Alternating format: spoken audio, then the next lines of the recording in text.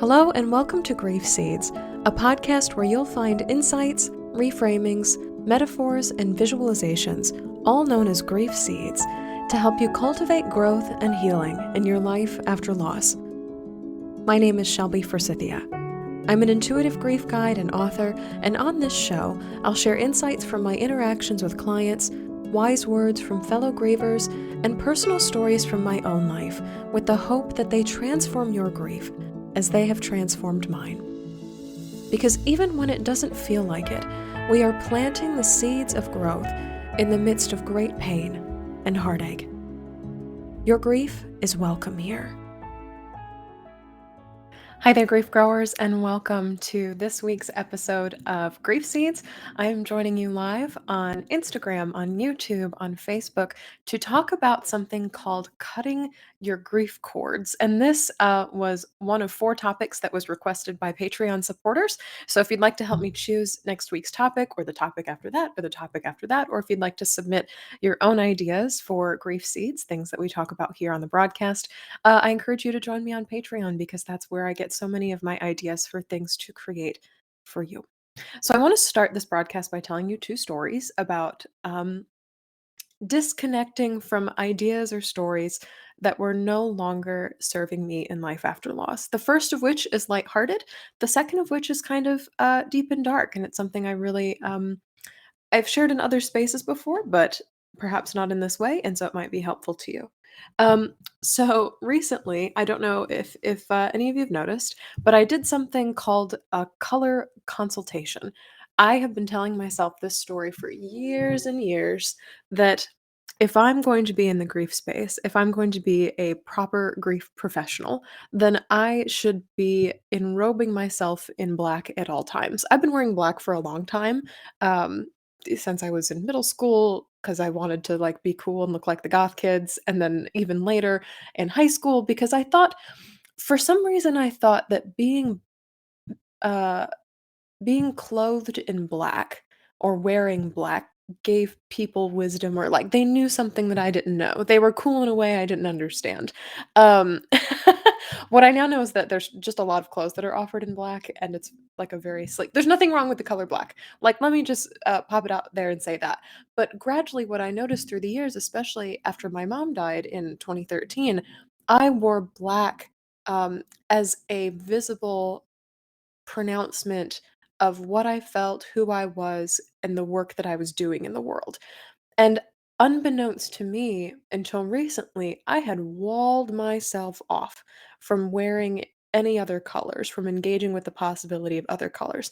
Part of that was safekeeping. Part of that was I walk into a store, I see colors, I already know that's not for me. I've simplified this entire process. Just go to the black and get out of the store. It simplified the process of buying clothes. Um, but the flip side of that is that it was incredibly restrictive. And so in the past, I don't know, year or so, it started with the yellow sofa. If you've seen if you've seen the yellow sofa that's on my social media that I ordered for my new apartment in Chicago, I some part of me has been so curious about introducing or reintroducing color into my life again. I grew up as a super artistic child. I painted a lot, I drew a lot. I loved receiving those, like, I don't know if y'all remember this from the 90s, but like those fold open plastic art sets that have all the markers and the crayons and the colored pencils and the watercolors in them. I loved mine. And I loved playing with color and I loved wearing color. And I have been so just curious about interacting with color again. So it started big with the yellow sofa. And I was like, what if I started wearing more color again? And opening that up as a possibility, I realized I had tethered myself, we're going to talk about cutting cords today. I had tethered myself to this idea of if I start wearing colors, there's going to be uncertainty with that. I'm not going to know who I am. People are going to think I'm too happy in the work that I do if I show up in like bright yellow or green or blue or purple or some other kind of color or pink. God forbid, pink. I'm laughing, but holy crap, this was an existential thought that I was having.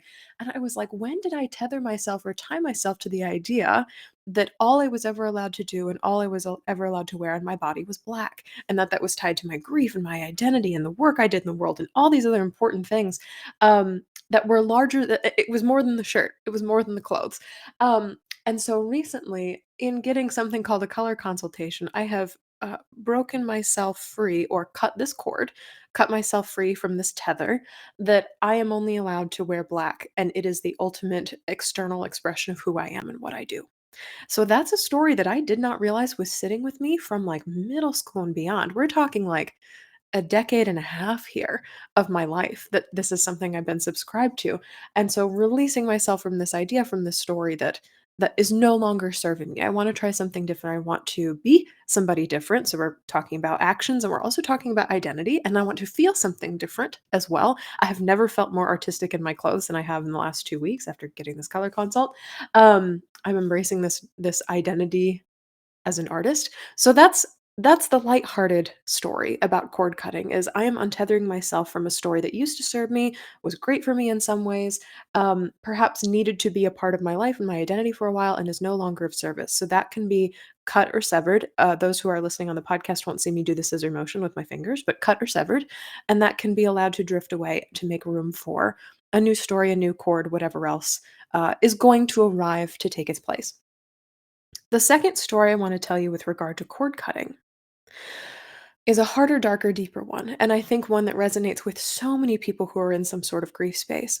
And this cords are energy. Energy is can be story, it can be belief system, it can be actions, it can be habits. They are things that make up the building blocks of your life. Chords and these energy building blocks are essentially like the foundational truths by which you live, the user manual by which you operate. And especially after the loss of my mom, one chord that just hurled my way and lassoed itself over its head and flung right around my waist, my solar plexus. The world is not a safe place. Do you hear my voice change when I talk about this? The world is not a safe place. It is not a safe place to be. And prior to the loss of my mother, I had operated by this other truth, this other cord was tied to me as the world is a safe, stable, predictable place to be. The death of my mother, and this cord was not made of rope. This cord was made out of thorns and blades and these things that just rested into my flesh and made me bleed and made me scared. This story, this belief system that I was tied to of the world is not a safe place was deeply embedded in the I'm like shrinking into my body as I say this, but the core of who I am, at the core of who I was in the immediate aftermath of my mother's death is the world is not a safe place. And the actions I took, the books I read, the people I interacted with, the jobs I took, the clothes I wore, everything that I operated by was informed by the fact that I was tethered to this story and to this belief, and that it had its claws or its thorns or its blades in me. I was attached to this cord.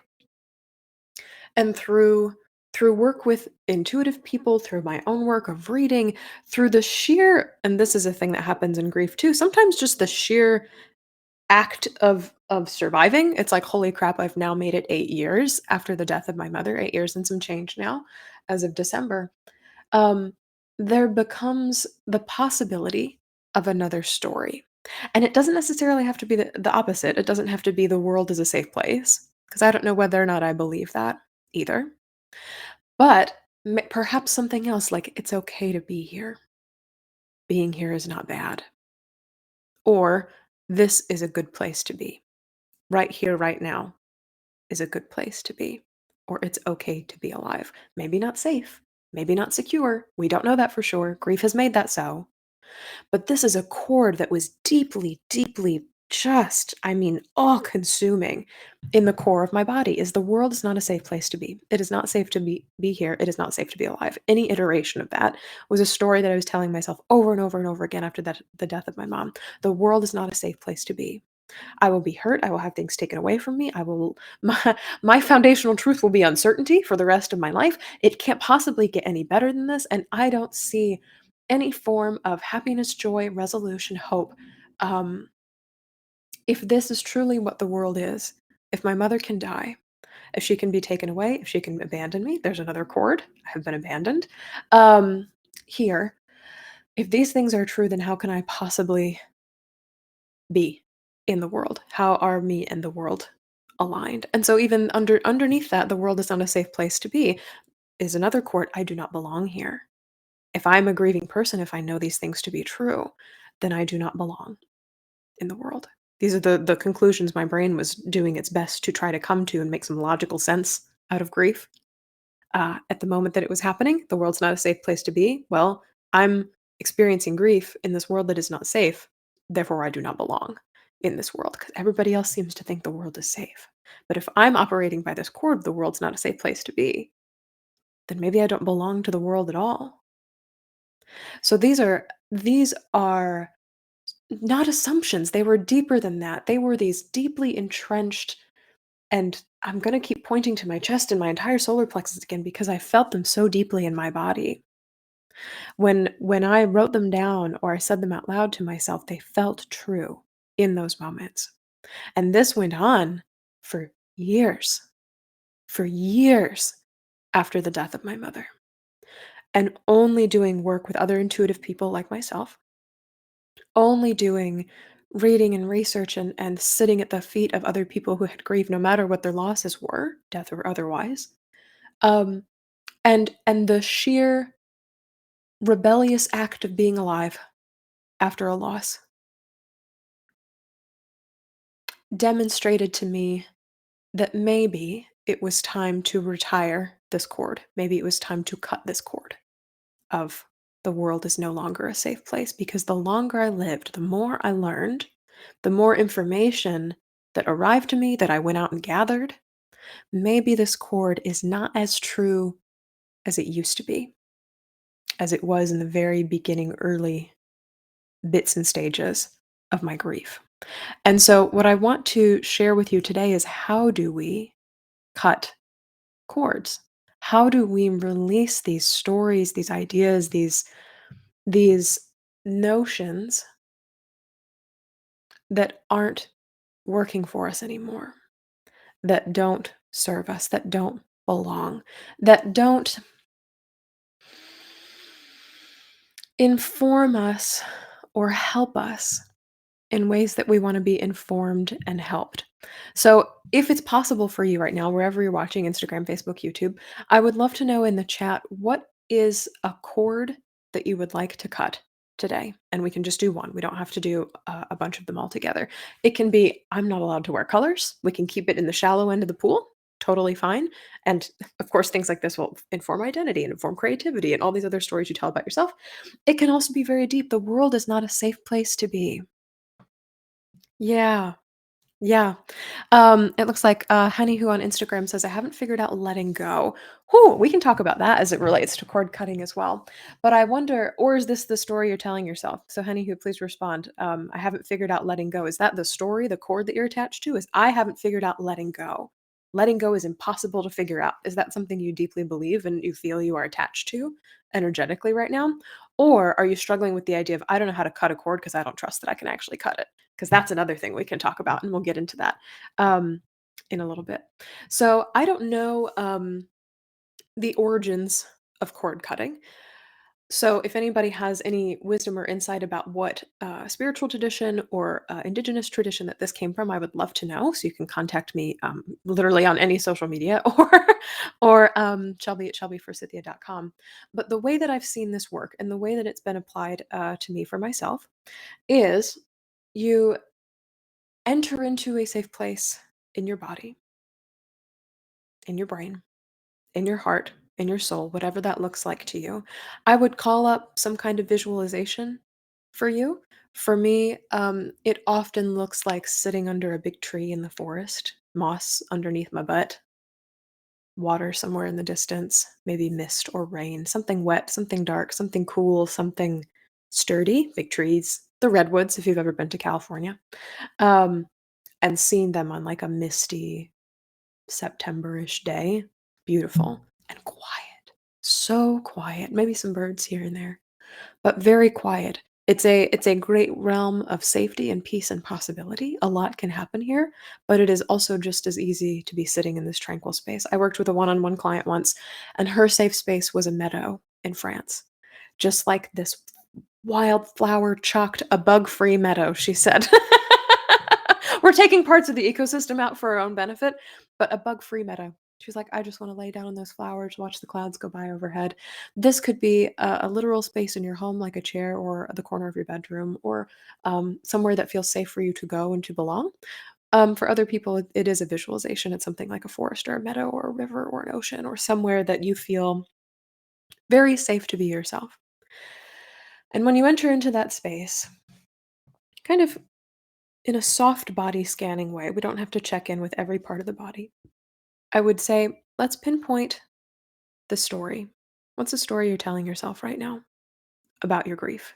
About who you are as a grieving person, about what and whom you belong to, about what matters, about what doesn't matter, about what's safe and unsafe. If you can point out the biggest story, the biggest weight, that's the word that's going to come to me right now is weight. The biggest weight that you would like to drop that no longer belongs to you. What would that be? I've worked with people in grief who've said, "I am not enough. This is the end of my life.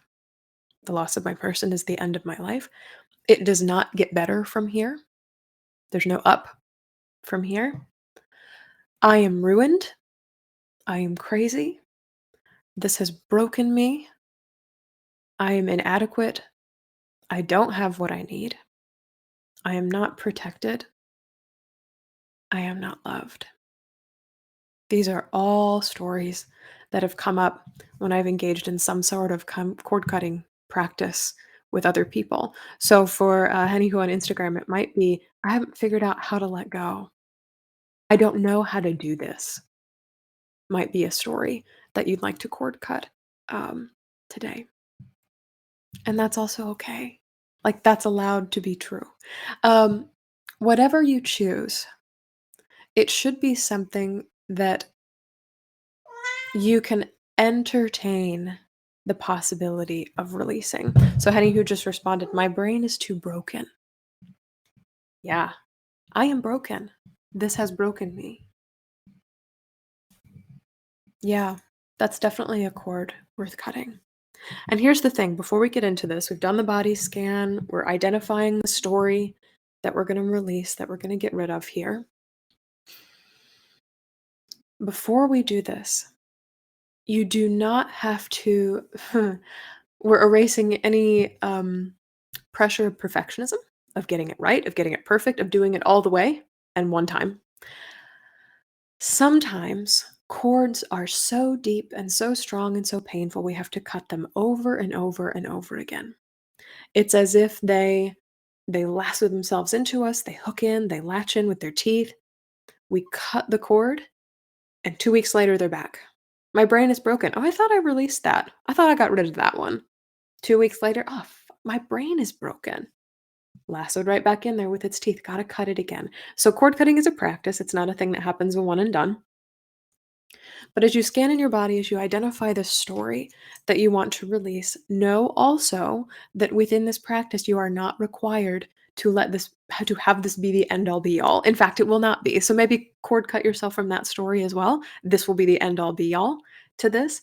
This is a cord I'm consciously cutting. I'm seeing this as a story. I'm removing it from the experience that is my life. I don't have a desire to have this inform me anymore or be a baseline foundation that I stand on. And I know I'm going to have to cut it again. Maybe come in with that expectation. Yeah, getting some hearts on that one too. That's seeming to resonate with a lot of people. So, as you scan your body, as you identify the cord you'd like to cut, tell me, where is it?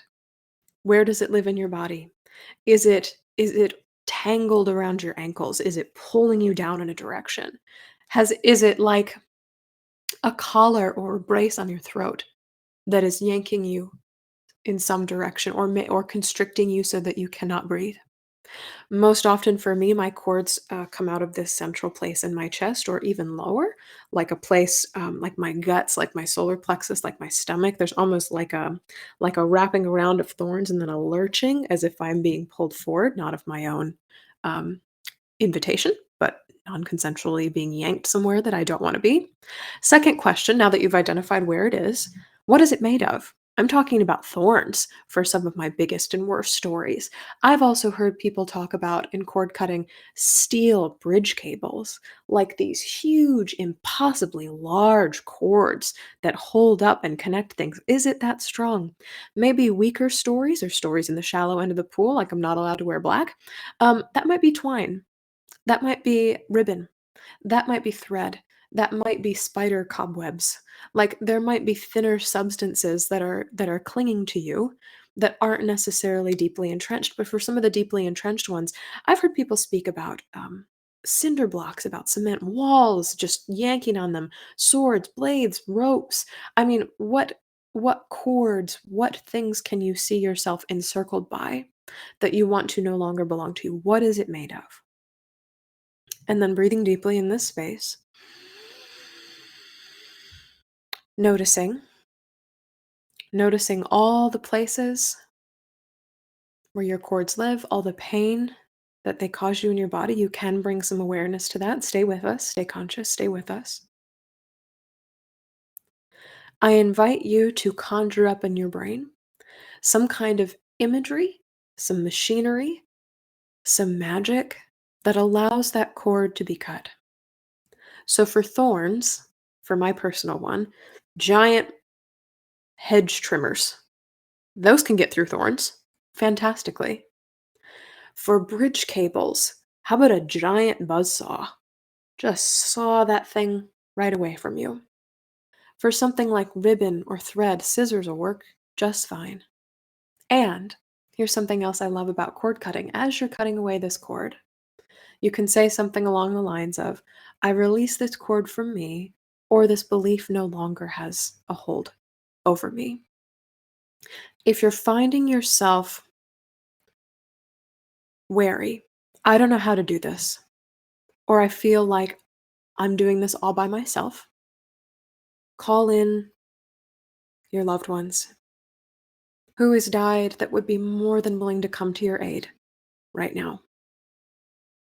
This can be people from your childhood who you don't see anymore. This can be people who have died and gone on, who you knew. This can also be ancestors, especially if you were talking about cutting cords from some sort of lineage. I'm gesturing and pointing behind me. Tree up, ancestral tree up. What cords are you cutting that maybe didn't even start with you? I worked with a client once who lost a very dear best friend, and she was approaching a milestone birthday. And she noticed in our session, she's like, yes, I'm grieving for the death of my friend, but what's even scarier to me is I am reaching this milestone birthday, and my whole life, my father, his parents, their parents, all the way up, have told this story that life is over at 60. It's all downhill from here. You have reached the peak excellence of your life, and now it's all bad. And she's like, that cord didn't even start with me, but it's something that I am carrying. So as you go into these spaces and cut these cords, I'm doing hedge trimmers, I'm doing scissors, I'm doing buzz saws. How do we get this thing off of you? Who can you call in to assist you in this? Whether it's somebody you love who died in life, somebody you've never met that's a part of your ancestry, you can also call in other good ancestors. People like celebrities or authors or great, spiritual teachers who you feel a connection with. I imagine wherever they are in the world, if this is something you believe in, that they would be more than happy to help you. And also, I highly encourage you to call in magical beings, if this is something you can believe in, like fairies, like plants coming to your aid and breaking these binds. We've all seen the trees that grow through the man made structures of the sidewalk. What natural elements or magical elements or people can come to your aid in this? Also, animals that you have known in life or in imagination. What forces of good, of light, of benefit can help you right now? And if God or another entity is something that you believe in, you can definitely call in that as well. So as you cut these cords, as you say, this thing is no longer attached to me. I no longer want to be bound by this story. I no longer want this to be true for me. Envisioning this giant apparatus that frees you from this, acknowledging what it's like to breathe again from the throat, acknowledging what it's like to take a deep breath from your chest, maybe moving around your arms and legs a little bit because, oh my gosh, you have been freed from this thing. and seeing coming to your aid these ancestors, these fairies, these animals, these magical beings. Who is coming with to help you in this, to free yourself from this story? And as that cord falls away from you, whatever it's made of, thorns, steel cables, ropes, twine, ribbon, barbed wire, watch it in your mind's eye in this safe scenery that you have created for yourself dissolve, float away, unbecome. If you're in the ocean or a river space, maybe sinking or dissolving into the water, moving away from you, being called or pulled away by the current.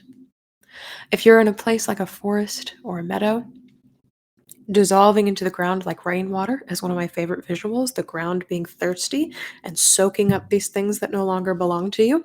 If you're in a safe space within your home or you're envisioning a space that's indoors, perhaps bursting into microparticles and no longer existing. So, how can you envision this thing that once tied you, the ties that bind, um, dissolving into something that no longer affects you?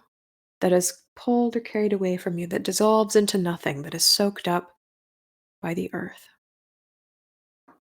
And then just allow yourself a moment or two of stillness, of feeling what it's like to have that space there where something constrictive used to be.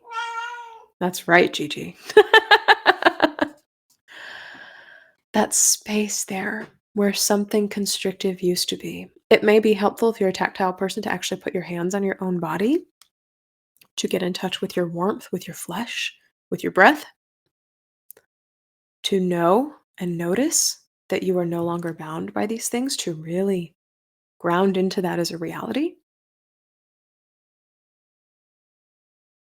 And keep taking deep breaths. Thank the creatures, the beings, the ancestors who have helped come along for the ride, the loved ones who have accompanied you. Thank yourself for being willing to go on this journey in this space. And whenever you're ready, grief growers, open your eyes, return back to where you were, where you are, and take it easy, because this is not an easy process in life after loss to cut your cords. And stay tuned for next week because we're going to talk about anchoring in with new cords. Cutting your cords is one part of the equation, but then there's kind of an emptiness that follows, vulnerability of being exposed to the world, the elements, everything around you. All of a sudden, you're like, if I'm no longer believing that the world is not a safe place to be, that was what I was anchoring into, then what? So, for the next week or so, you may find yourself feeling, I'm sitting in uncertainty. I'm not sure what to do with this. Hold tight. We're coming back and we will talk about what to do in terms of anchoring in with new chords. And like I said before, this is a practice that you will have to engage with or in over and over and over again. This is I in my in my hardest and worst moments, I have often returned to the world is not a safe place for me. This is not a safe place to be. I do not belong, which are very dark, very scary, very hard in the aftermath of a loved one. Also, one specific to my mother's death, I have been abandoned. I've been left alone here. No one loves me like she could, and now that is lost. I am lost is also another chord, story, belief that I have operated by. So I'm really curious to know maybe what are some chords that you are letting go of in this call? What are some things that you are allowing yourself to release that maybe no longer resonate with your grief? And often, too, you might be cutting cords from your life before loss. You might find yourself doing that. You might find yourself cutting cords, relationships too. After the death of my loved one, I recognize I can no longer work this job. So I'm cutting the relationship I have to this job. You might recognize this person who I thought was a friend to me is no longer a friend. We talked about this last week, or they aren't an honoring or a safe place for my grief. So I might be cutting a relationship with this friend. They're not always stories, they're not always belief systems, but whatever they are, they form and inform the foundation of who you are and how you show up in the world. So whatever it is that you're releasing, relationships, jobs, connections, stories, belief systems, truths, ideologies about the world and how it works, what needs releasing. And if you don't know, if you've gone through this whole call today, if you've gone through this whole episode of Grief Seed, you're like, I don't know that I have any cords to cut. Maybe sit with yourself for a moment and say, what needs releasing that is no longer true? That's a good question to ask yourself. Maybe what no longer belongs to me, what is no longer mine to carry is a great question. And perhaps what belief, job, relationship, identity feels too heavy to carry for another day? That's a great question to ask yourself. So maybe on Instagram, I don't remember their name now that I've said it a few times, but anywho, just scrolling up. Anywho, my brain is broken. That feels too heavy to carry for one more day. So that's a cord I'm gonna release. Maybe that one's tied around your brain. Felt headband, you feeling me? Like what do you call it? Like aerobics class in the 80s? Um, Felt headband? Yeah, sweatband or something like that. What is the vice grip thing that is clinging to you so hard in your grief that you're like, I cannot carry this for another day. This does not belong to me. This is no longer who I am or who I need to be in the world. And you will be cutting cords for as long as you grieve, which is as long as you exist on the planet. There are cords I'm having to cut now with regard to my relationship to my mother 8 years later that I would have never known I had to cut or would have never considered cutting, perhaps 2 years after her death or 6 months after her death. But now it's like, especially at the beginning, the cords that I was cutting related to my relationship with her were the world is not a safe place to be. This is something that I was deeply ready to release. I'm like, I'm ready to believe the world is a safe place again, even though this is something I believe. So in the first 6 months to 2 years after my mom died, it's like, I don't want to live in a world where it's not a safe place to be. And so over and over again, I was cutting this cord. The world is not a safe place to be.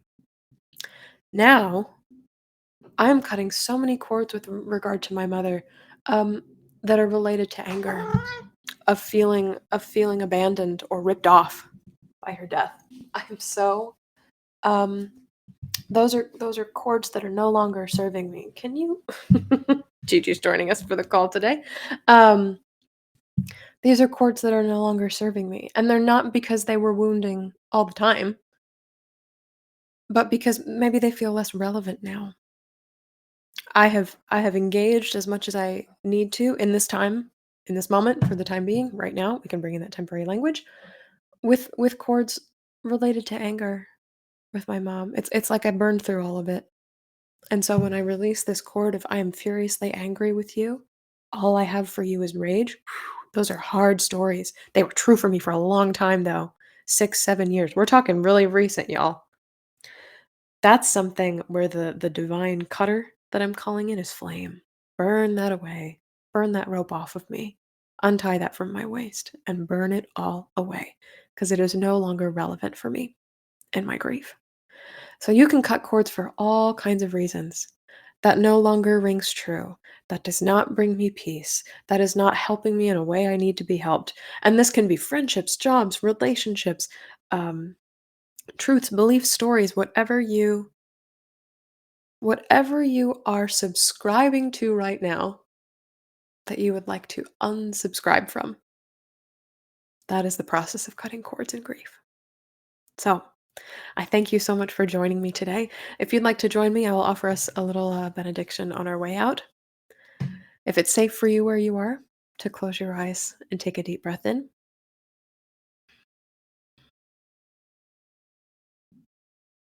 and out.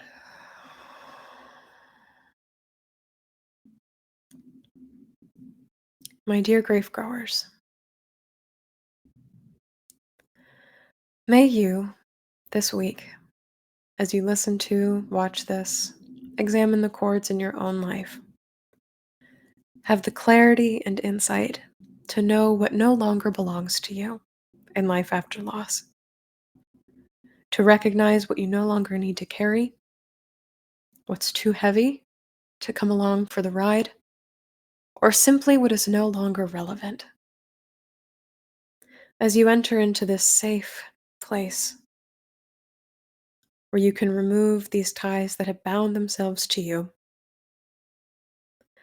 may you feel and deeply absorb the support of whatever helpers you call into your space, whether it be your loved one, ancestors, spiritual teachers or masters that align with you, animals, magical beings. May they do all the work they can with all of their joy and love for you in your life. Help you to release yourself from these stories, these beliefs, these relationships that no longer serve you in your grief. As these cords fall away, as you feel what it's like to exist in a space where these cords have been removed from you, may you find rest in that openness. May you find relief in knowing that this is something that is within your power. This is something you can do.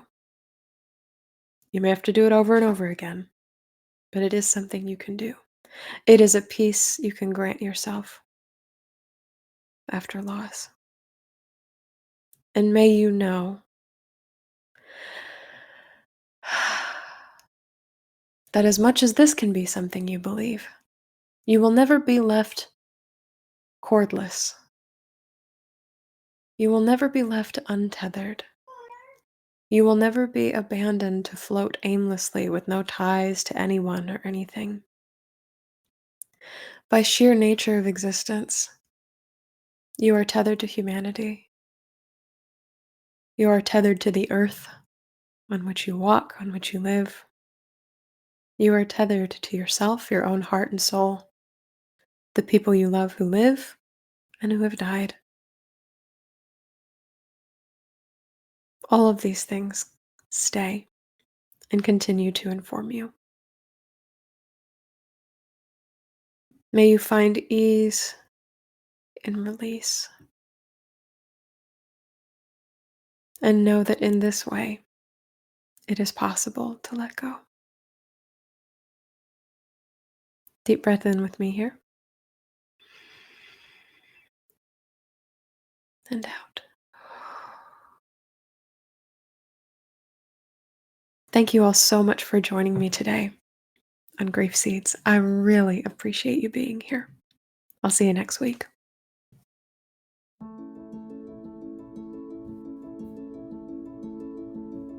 So that's all for this episode of Grief Seeds. Thank you so much for joining me today. You can find additional grief support at shelbyforsythia.com or by following me on social media at shelbyforsythia on Facebook and Instagram. If this podcast helped you in your life after loss, please leave a review and subscribe on Apple Podcasts, Spotify, or wherever you listen. And be sure to share Grief Seeds with a friend, because you never know what someone you love is going through. A huge thank you to my Patreon supporters for financially keeping this podcast on the air. If you'd like to support Grief Seeds on Patreon through a yearly or monthly pledge, you can do so at patreon.com/shelbyforsythia. My Patreon supporters receive behind-the-scenes access to everything I create, discounts on online courses and workshops, and priority vote on what grief topic I speak about next. Music for Grief Seeds is performed by Addie Goldstein. As always, my dear grief growers, it was beautiful sharing this space and time with you today. I see you. I am so proud of you and the work that you're doing in the world. And I love you. Because even through grief, we are growing.